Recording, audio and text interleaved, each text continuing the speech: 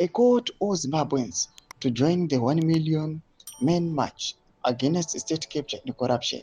Venue, Robert Mugabe Square. Comrade Bombshell Nesugeza. Salamina mashoko buda panguva ino achinyasoratidza kuti Bombshell Geza panguva ino agumbuka, serious, haasi kufara nezviriitika on the ruling party ZANU-PF. Zvinokuva kunzi corruption yava yanyanya.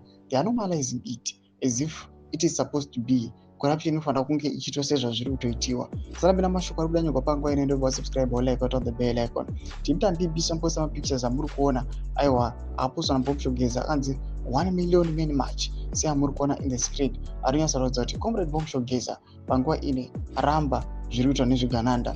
Panapa tichipinda in the text panobuda nyora chiti a call to all Zimbabweans to join the men march against state capture and corruption. Date 17 October 2025, venue Robert Mugabe Square, time 8 a.m.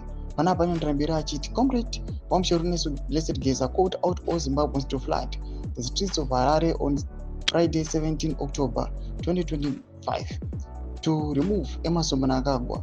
People should not worry about their safety because it is guaranteed ED is supposed to be removed in Mutare next week, Geza added. Ndomashoko ari kuda panguva ino Geza achisimbisa vanhu achiti aiwa panguva ino musatombozvityira safety yenyu kana kuti sei munoda kuti mutungamiri wenyika agara ada kubvisiwa aiwa kwaMutare. Mashoko ari kuda panguva ino chekutanga hamino kwaMutare zvichapera mushe here.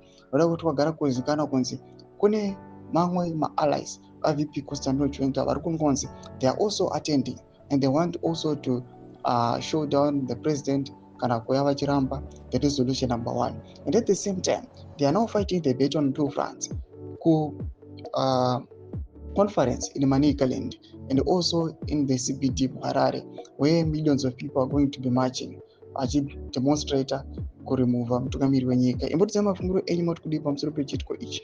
Pita comment section medu za mafungiro enyu. Musana subscribe or like, chit on the bell icon.